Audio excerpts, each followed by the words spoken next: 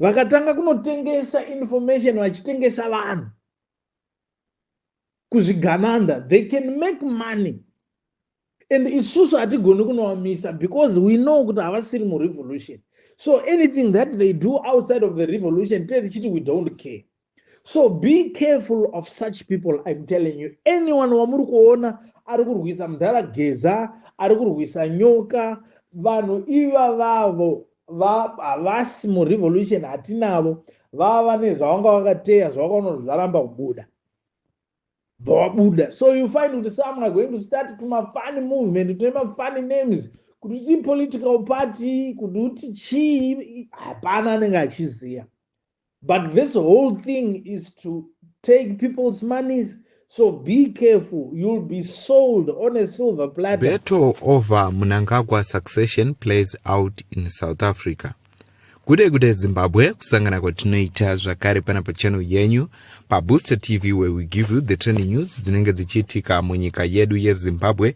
Tichingokurudzirana kana uri mutsva, hit the subscribe button and also turn the notification bell so that when you post any news, any update, you'll be the first one to see my trending news atinenge taisa pana pa channel yenyu pa Booster TV. Zwara nas unova uri musi wa 5 May 2025 takabata news about the increasing bitter battle to succeed. President Emmerson Mnangagwa is now playing out in South Africa's legal system after a former ZANU-PF activist who has become one of the leading voices calling for the veteran ruler to step down was detained in that country's under a cloud. Weston Masiwa, popular known by his name Nyoka Mabunu, whose audio recordings and social media campaign helped expose the ugly side of the fighting to succeed. Mnangagwa was arrested in the neighboring country on April 13 by unknown people who later handed him over to the South African authorities. He was charged with violating that country's immigration laws, and Zimbabwe is now said to be fighting to have him extradited on fraud charges. Police in March said they were looking for Masiwa in connection with a $60,000 fraud case that alleged help in June last year in Mazul.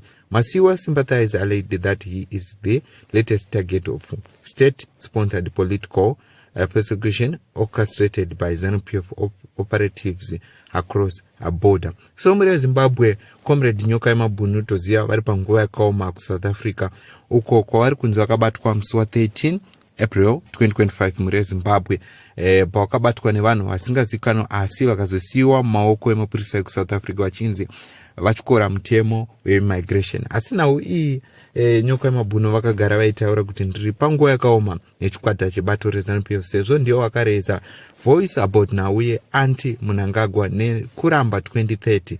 So nauye iyoyo ruzhinji rwenyika yeZimbabwe ruri kugara kuSouth Africa rasumudza musoro pamwe chete vakati aiwa isusu taakupinda mustreet, ende musi wa 8 nemusi wa 9 uri kuzoenda Comrade Nyoka Mabunu kukoti.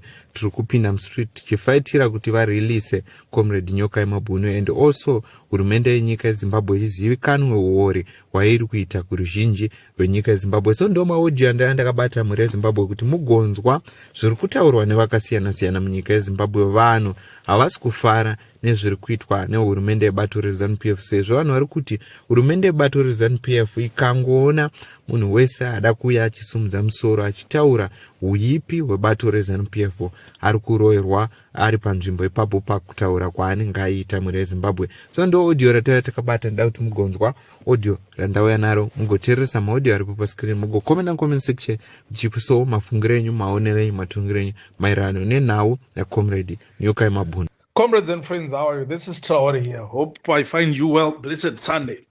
Now, issue that I would like to tell you guys is vanhu vese vamuri kuona vari kuita sevari kupandukira revolution now. Revolution iri kunozvipepeta. We've got people who thought revolution iyi ndeyekuti vanhu vaite mari.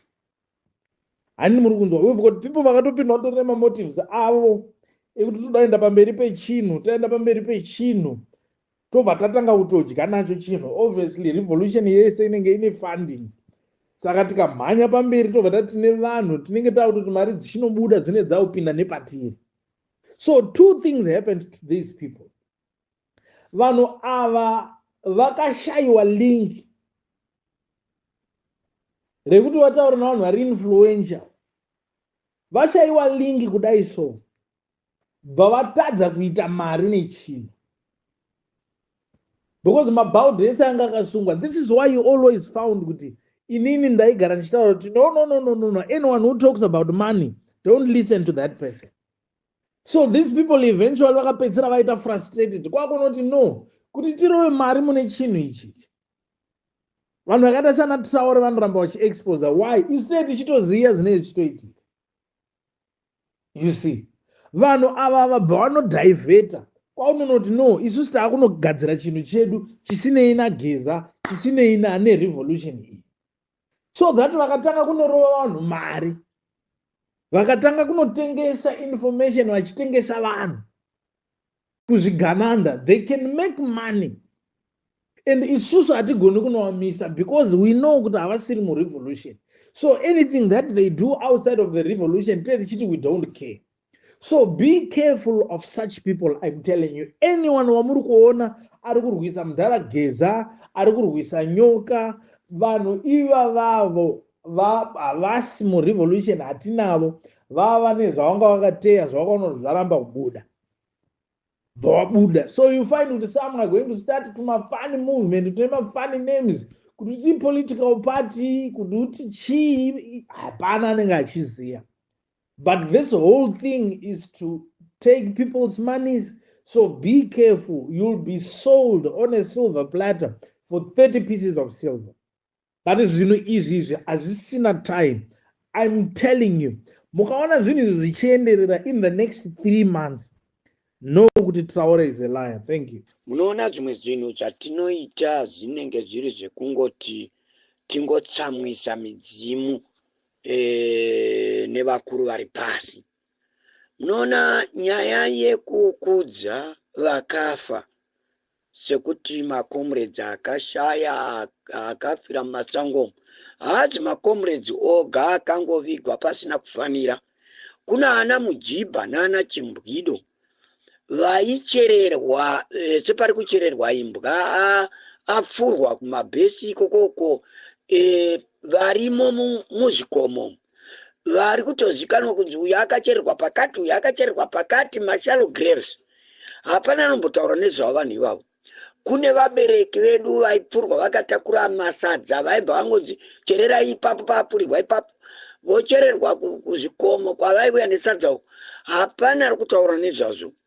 Nyaya idzodzo idzo dzine chokuita nekutambura mberi nenyaya yenyika yedu. Munoona chiri kunetsa muZimbabwe ndechekuti vari kuda kutungamira, vanongoda kutungamira chete, kuti kwete kuti kutora hunhu netsika zvinofanirwa kuita kuti vanhu vave norugare. Nokuti kana midzimu ichichema iine kugunun'una, hakuna kwatiri kuenda. Handi muri kuona kuti zvinhu zvose zvatinoita hapana chiri kumbobudirira nenyaya yekuti zvinhu hazvinomira zvakanaka. Tingaitirane zvedu nharo tigodidi, asika maziso kutsuka hakusi kurwadza uku, kuona zvakawanda, uye nzeve idzi kukwangwamara hakuzi kuremara, hakunzwa zvakawanda. Zvamunoona kwatabva kure nenyaya idzi, asi tichiona kuti haya ndo matakanana chaiwo atiri kuitirwa mahumbwe. Munoona kana mahumbwe achiitwa hazvirei kuti vanhu vatoroorana, uyu achiti indiri baba, uyu achiti indiri mai, iwe uri mwana, uri danga, iwe uri mombe. Hazvirei kuti, asi ndo kwazvinotangira. Kureva kuti isusu izvozvizvi tiri kumahumbwe, nokuti hapana kana chivanhu chiri kumboitwa muno muZimbabwe, hapana kana kukudzana kuri kumboitwa muno muZimbabwe, asi kuti kudeura ropa nakudeura ropa, abduction neabduction, zvinova zvinorwadza uye zvinogumbura midzimu naMwari kuti vanhu vaitwe bhucha. Hazvibvumidzwe kuti munhu anongourayiwa nyore nyore. Uku nechekuku makaramba kuti vese vanenge vasungwa vauraya munhu.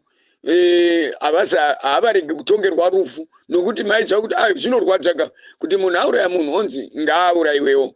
Nyambirwa maiziva kuti ndimi vacho anouraya, saka mungatozonzi mukabatwa gore ramunobatwa munonzi urayiwawo. Saka hapana zvekuti mune mutemo, hamuna mutemo urimo. Mitemo ichatozogadzirwa nevari kuuya kuzotonga nyika ino, ndivo vachatozogadzira mutemo. Iye zvino kungogara semakwai ari mudanga, ari muchirugwi. Makwai ari muchirugwi rinenge ratorwa rinongoenda rakanyarara, zvapera ratonourayiwa, mamwe acho anongozara akatsikitsira, hapana rinochema. Haiwa, ukazoona rachema iro richida kuurayiwa hanzi rashura, nekuti hanzi ngaringobva rakanyarara. Ndo magariro ari kuitwa muZimbabwe, zvekuti munoona masvikiro ari muno. Vanhu vanogona chaizvo zvekugadzira vanhu nekurapa vanhu vari muno, asi vanenge vachiona kuti tingatotambise mapfumo edu pasina kwatiri kuenda, nekuti vaunenge uchida kuitira mapfumo acho kuti zvifambe, hapana anombori nemusoro. Vanhu bedzi vanongogara munyika zvisina kana plani. Isusu tiri kuti chinonzi kusununguka varume, kuita zvinhu vanhu vakasununguka, runoenda kundari, runoenda kunhimbe, runoenda kuchikoro, runoenda kupi, vanhu vakasununguka. Kwete kuti izvozvizvi unotobvunga kuti ndikaendesa mwana kuchikoro, kana ndapedza mari yandiinayo ndichimuendesa kuchikoro tozodii? Nokuti mwana iyeye hakuna indastiri, hakuna mabasa, hakuna chiripo. Mwana ari kuenda kunosvika kuyunivhesiti ukoko, hakuna kana dhigiri rinomubatsira muno. Nyange akaita madhigiri 10 anotouya ofudza mombe. Saka munongomini mwana angaite dhigiri rekuuya kuzofudza mombe kumusha, kuuya kuzoona kuti mombe ine nyanga ngani, iye aita dhigiri. Zvinorwadza chaizvo. Vamwe vakanzi ngavaende kupolitekiniki kwacho kunonoita mubato wemaoko, akaita zvaaita ikoko, anoendera kunosenza kukambani ipi inotora vanhu vacho vaita makosi iwayo. Hakuna makambani acho. Akauya akagara pasi pemuti, akuita pasi pemuti, oteerwa ipapo pasi pemuti, hanzi tirikuda mutero, tirikuda mutero pasi pemuti ipapo. Asi akunzi tirikuda mutero, anowana kupi anoita zvacho hazvisi registered, munhu ari kutotsvaga zvekuti ararame. Saka ini ndiri kuti varumeka, ngatishingairei nezvatiri kuita, uye isusu tinonyatsoziva kuti kana tiri pamutambo, munhu ega ega ngaazive chaavinga pamutambo, kuti mutambo waaingira ndeupi uye mutambo wake ndeupi. Kwete kungojoina nemumwe mutambo yazouya mumashure waungojoinira mumwe mutambo. Aiwa, musakundwe nemombe. Kana razuva rodoka dziri kubani uku, imwe neimwe inonanga kudanga kwayo. Hakuna mombe inomboenda kudanga revamwe, kana huku inoenda kuchirugwi chevamwe. Inotoziva kuti kwadoka, inoenda muchirugwi chepavo. Ndo zvakafanana nezvatiri kuita panapa papolitics dzedu. Umwe neumwe anofanirwa kuziva kwake kana zuva rodoka. Kwete kuti isusu tiri kurwa, tichirwa kudai zvapana singazivi kwake. Kana tiri kubani tichirwa, asi umwe neumwe anofanirwa kuziva kuti zuva kana rodoka anoenda kwake. Saka kana tiri kuenda kwake, tiri kureva kuti hakuna munhu akauya kuplatform yaGeza asina kwake. Iwewe ziva kwako, tobetsera Geza kubisa nyika idzi. Tadaro todzokera kwedu, toita kuti nyika isununguke. Geza anenge abata pake patiri kuda ndepekuti ngatibisirewo vanhu ava vaparadza nyika ava. Toziva kuti taenda vakomana hongu. Munhu ungangotsvene nzeve zvako uchiti aiwa zvinhu zvakamira zvakanaka, asika kusanyara, nekuti zvinhu hazvina kumbomira zvakanaka. Nyika yamira kuti ndii. Unoona munhu akati zvinhu zvakamira zvakanaka, munyatsomutarisa muone mabwairiro anenge achiita, akutopenga. Nekuti hapana munhu asingapengi anotaura zvakashata kudaro kuti anoti zvinhu zvakanaka. Ivo vanhu vachiva nenzara muZimbabwe, ivo vanhu vachiva nenzara vachiva kuzvipatara uko, hakuna kana mishonga. Vanhu vari kufa kana transport hapana, nekuti rodi dzakangoshata. Munhu anoti hanzi tsepete. Chinonzi tsepete chii? Tsepete yetsikidzi. Nekuti tsikidzi idzodzo dzine chirevo. dziri kutoreva kuti zvinhu zvatooma, zvinhu zvashata, vanhu vese zvangova zvitema zvega zvega, nokuti chinoitisa zvitema inhamo nenzara. Vana vedu vakuita chipfambi nenyaya yenzara, vakadzi vakuru vakuita chipfambi nenyaya yenzara. Munhu wese hapachina mutsvene nenyaya yenzara, asi munhu wonzwa achiti haiwa zvakanaka. Munonga muchiti munhu kutamba marekodhi chaiwo pamberi pevanhu achikukumadza chaizvo pamberi pevanhu opuwa mota. Saka muri kuti rugare here gorwo kutambira vanhu kunyadzisira kwakadaro, kutamba pamberi pevanhu otamba chaizvo, onzi mai vanogona kutamba ava achitambisa kumashure uku zvinonyadzisa zvinonadzisa zvakadaro.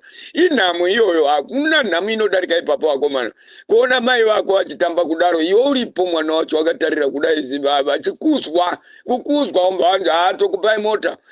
Zvinonyadzisa. Kuda kuti nyika yedu yaparara vakomana. Ngatiite zvakanaka. Comrades and friends, how are you? This is Traore here. Ndokumbirisawo. Phase yatiri, it's very, very dangerous. This is the 11th hour. Don't share your location. Don't share my details ako with anyone, and don't trust anyone. Time yatiri is very, very dangerous. Andumanzwa. Time yatiri, it's very, very dangerous. So be careful. Paunokwanisa kuti udzivirire uchichengetedze life yako, do that, because they are trying by all means kushandisa matricks eunge they want nyika ino kuti ishanduke, vachitry kuita zvinhu zviri very, very fun zvinoexpose madetails ako. So just share this news. Everyone just has to be safe. Don't share your details, location yako. Musangoite zvimameeting zvisana basa resinzwa tisangane pakati ndapota. Don't do that at this moment. So manirana ndoda ngokuvhura imeso ndobva ndaenda. Muno munyika yeZimbabwe tine mapolitician mashoma asingasvike kana 5. Mapolitician iwayo ane shungu dzekuti dai nyika yanaka. Mapolitician ya ane shungu dzekuti dai nyika yanakira munhu wese. Mapolitician ya ane shungu dzekuti dai mwana weZimbabwe agarika. Mashomanana mapolitician yayo. Mamwe mapolitician vanouya kuzotsvaga rutsigiro achikupromisai nhema. Vanokupromisai zvinhu zvavasingaite kuti muavhotere. Then imimi motrasta zvikuavhotera vohwina. Pamwe pacho havahwine vanotoriga futi kuti vahwine. Kana vachinge vachinzi vahwina, zvamakavavimbisa kana zvavakakuvimbisa kuti vachaita havafi vakazviita. Then mukatanga kusimudza musoro kuti kozviya zvamakati muchaita makazoita sei, imimi munenge matova enemy of progress paumbavha hwake. Ndo problem yatinayo munyika yeZimbabwe, kuti tinovhotera vanhu vasina hanya, tinovhotera vanhu vanoda kunogutsa matumbu avo nemhuri dzavo, kuvhotera vanhu vane makaro, vanonyepera kunge vane rudo ivo vasina. Ndo dambudziko ratinaro mupolitics yeZimbabwe. Ndosaka nyika yedu yeZimbabwe yanonoka kunaka, because vanhu vatinotungamidza mberi ndeve nhema. Imagine 45 years ZANU-PF ichitonga nyika, vokuudzai kuti taakuda kugadzira nyika iye zvino. Masarwa nemakore mangani, munogonere kugara dzimwe 45 years muri vapenyu. Ko zvamakambotadza kuita pa 45 years, tiudzei kuti ndiani angakukumisai kuzviita. Ko zvimwe zvacho vanhu zvamunopromisa vanhu kumadays ekuvhota kuti mukativhotera tichaita zvakati, ko munozozvitadza sei? Sei muchizoti kana vanhu vada kuita mademonstration kuti manyanya kuba, manyanya uraya nyika, muri kunyepera nyika, muri kutaura propaganda, ndo pamunouya nemastatement enhema makutaura kuti makuda kugadzira nyika. Ndo dambudziko redu ratinaro kumapolitician. Dai Mwari apinda mupfungwa dzemapolitician edu, avapa pfungwa dzekuvaka nyika, pfungwa dzekuvaka mahospitari, pfungwa dzekugadzira nyika, dzekusimudza economy, toone necurrency yedu yemunyika, kwete matishu atinayo. Road dzogadzirwa, towanewo mabasa ane mari munyika yeZimbabwe, civil servant odya wachiguta okwanisa kuriritira mhuri dzake. but vanhu izvezvi right now vane zvigaro, they are busy looting the mineral, looting our country. They are busy kupfumisa mhuri dzavo vachiluta mari vachinovaka mamashons kunze kwenyika. Ndo dambudziko ratawana muno munyika yeZimbabwe. And the same person wamunovhotera mimi, the same person anouya kumarhala akapfeka regalia achiti tivhoterei tivhoterei tivhoterei, imimi mukamuvhotera makuzomubvunza kuti haufa wakazoita sei wakahwina 1. Ndiye the same person anotanga kusenda vanhu vanokuadaptai kumavhileji, because iye anenge achiziva kuti handidi kuona munhu anondikanganisa kubira nyika. This is our problem, yekuti munyika ino yeZimbabwe hatina bando kana kuti bandiko rinoita zvecorruption, rinosunga corruption, titone rinotopromota corruption muno munyika yeZimbabwe.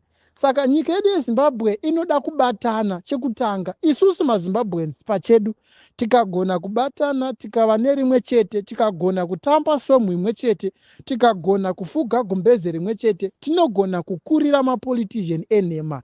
Because right now Emerson Mnangagwa paari zvekutonga nyika hachade, iwe haisi secret ndozviziva, but zvigananda zvakamukomberedza ndo zvinenge zviti mudhara ko ukangobva tinozoraramira nyika ipi, unoda here kuti tizotama munyika ino? We know everything. Zvakaitika pana Robert Gabriel Mugabe. Robert Gabriel Mugabe paakadyiwa naMorgan Tsvangirai pakaitwa GNU akatofoswa kuzviita, asi anga abvuma kuti tadyiwa election ngatipei opposition itonge. Vana Mnangagwa ava nekubira kwanga wakaita nyika ndo vakakonzeresa vakati aiwa zvite kukarohwa munhu munye munyika yeZimbabwe neiyo ZANU-PF iripo iyi. Saka izvi zvazvinoda kamaZimbabweans zvinoda kuti nhamo yatinayo hakuna imwe nyika inokwanisa kutibatsira, including SADC. It's useless. Hakuna rimwe bandiko ringauya rizotibatsira mudambudziko ratinaro. Rinoda iwewe neni as a people of Zimbabwe tikagona kubatana tinosunungura nyika yedu yeZimbabwe. We know everything. We know everything. Kuti Mnangagwa paari hachina kana chimwe chete chaachadecide kuita, ari kutodecidirwa nezvigananda. Is no longer asisiri iye Mnangagwa wataiziwa. Zvazvinoita ukadeura ropa rinotera adeura, hariteere vanovhota, rinotera adini adeura. Saka we know everything. Nyika yedu inoda kuti tisimbe. Hatingakurirwe nechinhu chinonzi varakashi. Chii chinonzi varakashi? Motoswera musoro nemunhu ari kutaura zvinhu zviri opposite. Motoitiswa hasha nezvinhu zvakapusa, muchinyeperwa kunzi aiwa Mnangagwa anotonga kusvika 2030. Iwe zvibvunze pauri papo kuti tumadhara twese tiri kutaura zvevision 2030 havachatokwanise kurarama another 10 years. But unonzwa kuti wane tuhembe netumasutu tumarigalia vachitaura nhema. Saka udzanai kumavhileji, kumaruzevha, vakomana ngatibatanei tisunungure nyika yedu yeZimbabwe. Nekuti tikaramba takanyarara tikawerenga 20 years from now, vamwe vedu tinenge taamadzitateguru enyika ino. Ndiri kukutaurirai nyika inoda kusunungurwa. Chigananda nekubira kachiri kuita nyika, ukada kutarisa izvozvi vanhu vawanda vari kusungwa zvinozvi ndeye opposition party. Wese angoti Mnangagwa urimbwa, wese angoti ZANU pasinayo ari kufuma achisungwa. But zvazvinoita manje even simba remapurisa riri kunesu isusu vanhu. Isusu tikatya mapurisa haazombofa akatityawo. Nyika inosunungurwa, mapurisa anofana kutama mudzimba dzavo. Ndiri kukutaurirai nyika yeZimbabwe haisitomboda prayer. Ima mungati vanhu vari kuuraya vanhu motora bhaibheri moatendeudza. Kwete, munhu yaanda kutobatwa achinozungwa. Vane ropa mumaoko mawanawo. We know everything. Toda kuti nyika yedu inake. Ende toda kugara taudza nyika kuti ZANU-PF haifani kuita one party state. Haisi nyika yeZANU-PF bainoyi. Ngatibatanei tisimudzire nyika yedu yeZimbabwe. Tizosiyawo nhaka kuvana vedu, vagosirawo vana vavo. Iyo inhaka iyi. Saka mumwe neumwe ane chitsvande kana kuti chimuti chekuti tigadzirise nyika. Tiri kuzviziva zvedu kuti Mnangagwa rangodemhewo, hamusisina hosho mukati, ringaita seko rangoshape pekubata, mangwana raenda uku, mangwana raenda uku. Tauriwo zvine musoro nyika uri kuvagaira hapana. Nongotaura zvevision 2030 ndoatinodyaira mumba.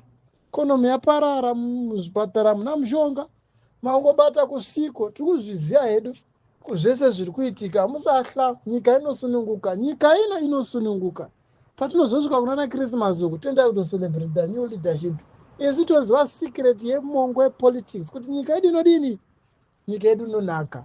Ngatirambe tine patience, tisaadaptirwe mumwedu takatarisaka. Hazviitike munyika ino yeZimbabwe izvozvo, nekuti vanozviita mazita avo aripo. Nyika inonaka, musambotyisidzirwa kana kutya. Mumwe neumwe ndibaba kana kuti mumwe ndimai kumba kwake, usaisire umwe mutemo neumwe mukadzi nemumwe mai kumba kwako.